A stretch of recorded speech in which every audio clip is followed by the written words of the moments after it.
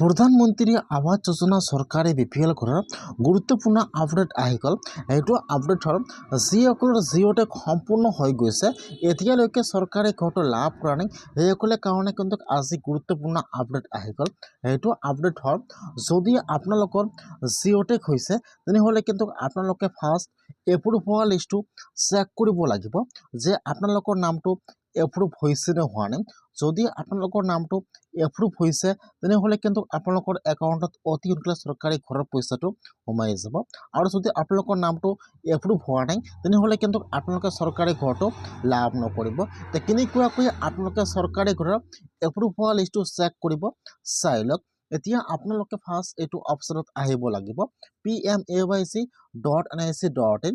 মই কিন্তু আপোনাৰ সুবিধাৰ কাৰণে অপশ্যনৰ লিংকটো মোৰ ডিছক্ৰিপশ্যনত দি দিছোঁ।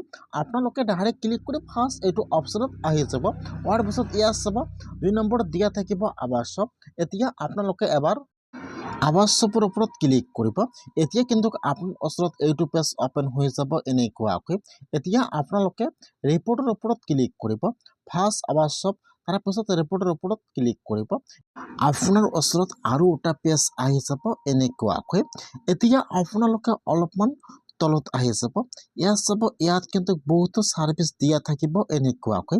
ইয়াত চাব, ইয়াত ABCD অপশ্যন দিয়া আছে। ইয়াত D নম্বৰ অপশ্যন দিয়া আছে GIS ৰিপৰ্ট। ইয়াত ডিৰ 2 নম্বৰ অপশ্যন দিয়া থাকিব।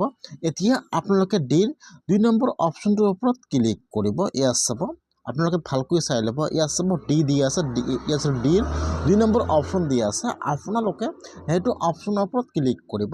এতিয়া কিন্তু আপোনাৰ ওচৰত আৰু এটা নতুন পেজ ইয়াত অপেন হৈ যাব এনেকুৱাকৈ। আপোনালোকে ইয়াত চাব, ইয়াত দিয়া আছে 100, 500 আৰু 1000 ইয়াত চাব দিয়া আছে।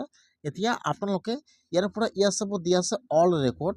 এতিয়া আপোনালোকে ফাৰ্ষ্ট ইয়াত অল ৰেকৰ্ডটো চিলেক্ট কৰি ল'ব লাগিব। ইয়াত চাব 4 নম্বৰত দিয়া আছে অল ৰেকৰ্ড। এতিয়া আপোনালোকে ফাৰ্ষ্ট ইয়াত অল ৰেকৰ্ডটো চিলেক্ট কৰি লৈ ল'ব। যেতিয়া আপোনালোকে অল ৰেকৰ্ডটো চিলেক্ট কৰিব, এতিয়া কিন্তু ইয়াত ফাৰ্ষ্ট চাব দিয়া আছে চিলেক্ট স্কিম।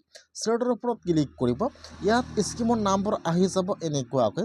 ইয়াত চাব, ইয়াত যিটো 1 নম্বৰত দিয়া আছে প্ৰধানমন্ত্ৰী আৱাস যোজনা গ্ৰামীণ, আপোনালোকে ইয়াৰ পৰা 1 নম্বৰ অপশ্যনটো চিলেক্ট কৰি ল'ব লাগিব। ইয়াত চাব 1 নম্বৰত দিয়া থাকিব স্কিমৰ নাম প্ৰধানমন্ত্ৰী আৱাস যোজনা গ্ৰামীণ। আপোনালোকে ইয়াৰ পৰা 1 নম্বৰ অপশ্যনটো চিলেক্ট কৰি লৈ ল'ব। তাৰপিছত ইয়াত চাব 2 নম্বৰত দিয়া আছে, আপোনালোকে ইয়াতো অল চিলেক্ট কৰিব লাগিব। ইয়াত চাব ফাৰ্ষ্ট হৈছে প্ৰধানমন্ত্ৰী আৱাস যোজনা গ্ৰামীণ, 2 নম্বৰত চিলেক্টত ক্লিক কৰিব। ইয়াত চাব দিয়া আছে অল, আপোনালোকে ইয়াৰ পৰা অল অপশ্যনটো চিলেক্ট কৰি ল'ব লাগিব। তাৰপিছত চিলেক্টত ক্লিক কৰিব।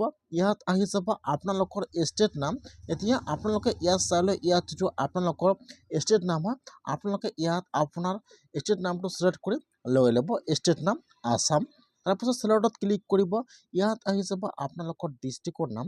এতিয়া আপোনালোকে ইয়াত চালে, ইয়াত যিটো আপোনালোকৰ ডিষ্ট্ৰিক্টৰ নাম আছে চিলেক্ট কৰি লৈ ল'ব। তাৰপিছত চিলেক্টত ক্লিক কৰিব।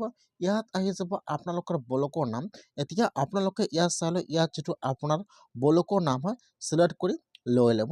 ফাৰ্ষ্ট ষ্টেট, তাৰপিছত ডিষ্ট্ৰিক্ট, তাৰপিছত ব্লকৰ নাম, তাৰপিছত চিলেক্টত ক্লিক কৰিব। তাৰপিছত ইয়াত আহি যাব আপোনালোকৰ পঞ্চায়তৰ নাম। আপোনালোকে ইয়াত চালে, ইয়াত আপোনালোকৰ পঞ্চায়তৰ নামটো চিলেক্ট কৰি লৈ ল'ব। ফাৰ্ষ্ট ষ্টেট, তাৰপিছত ডিষ্ট্ৰিক্ট, তাৰপিছত ব্লকৰ নাম, তাৰপিছত ইয়াত আপোনালোকৰ পঞ্চায়তৰ নামটো চিলেক্ট কৰি লৈ ল'ব। আৰু ইয়াত আপোনালোকে অল ৰেকৰ্ডত টিক মাৰ্ক দি দিব। তাৰপিছত আপোনাৰ ওচৰত আহি যাব কেপচা। এতিয়া আপোনাৰ তাত যিটো কেপচা আহি যায় মাইনাছ+ কৰি যি কেপচা হয়, এতিয়া আপোনালোকে ইয়াত কেপচাটো বহাই দিব। কেপচাটো বহাই দি আপোনালোকে এতিয়া 4 নম্বৰৰ ওপৰত ক্লিক কৰিব। যেতিয়া আপোনালোকে কেপচাটো বহাই দি ইয়াত চাব দিয়া আছে ছাবমিট। এতিয়া আপোনালোকে 4 নম্বৰৰ ওপৰত ক্লিক কৰিব। যেতিয়া আপোনালোকে 4 নম্বৰৰ ওপৰত ক্লিক কৰিব, এতিয়া কিন্তু পেজটো অলপমান লোডিং ল'ব, আপোনালোকে অলপমান ৱেইট কৰিব। ইয়াত চাব কেপচাটো বহাই দিব। ইয়াত ভিউ ডিটেইলছ, এতিয়া আপোনালোকে সেইটো অপশ্যনৰ ওপৰত ক্লিক কৰিব। এতিয়া কিন্তু আপোনাৰ পঞ্চায়তৰ এপ্ৰুভ হোৱা লিষ্টটো ইয়াত আহি যাব এনেকুৱাকৈ। ফাৰ্ষ্ট আহি যাব আপোনাৰ ঘৰৰ ৰেজিষ্ট্ৰেশ্যন আইডি নম্বৰ আহি যাব। এতিয়া আপোনালোকে ইয়াত চাব লাগিব যে ইয়াত আপোনালোকৰ ঘৰৰ ৰেজিষ্ট্ৰেশ্যন আইডি নম্বৰটো আছে নাই। যদি আপোনালোকে আপোনাৰ ঘৰৰ আইডি নম্বৰটো নাজানে তেনেহ'লে কেনেকুৱাকৈ আপোনালোকে আপোনাৰ ঘৰৰ আইডি নম্বৰটো চেক কৰিব, মই আপোনালোকক সেইটো প্ৰচেছ নেক্সট ভিডিঅ'ত দেখুৱাই দিম। এতিয়া আপোনালোকে ইয়াত চাব লাগিব যে ইয়াত আপোনাৰ ঘৰৰ আইডি নম্বৰ কোনটো হয়, আৰু এইফালে চাব দিয়া আছে ভেৰিফিকেশ্যন ষ্টেটাছ। ইয়াত চাব ইয়াত এপ্ৰুভ আছেনে নাই। যদি আপোনালোকৰ নামটো লিষ্টত আহিছে আৰু ইয়াত লিখা থাকে এপ্ৰুভ, তেনেহ'লে কিন্তু আপোনালোকৰ একাউণ্টত ঘৰৰ পইচা সোমাই গৈছে। আপোনালোকে আপোনাৰ একাউণ্টটো চেক কৰিব লাগিব। যদি আপোনালোকৰ জিঅ'টেক হৈছে তেনেহ'লে আপোনালোকে আজিয়ে লিষ্টটো চাই লওক যে আপোনালোকৰ লিষ্টত নামটো আহিছে নে অহা নাই, আৰু আপোনালোকৰ নামটো এপ্ৰুভ হৈছে নে হোৱা নাই।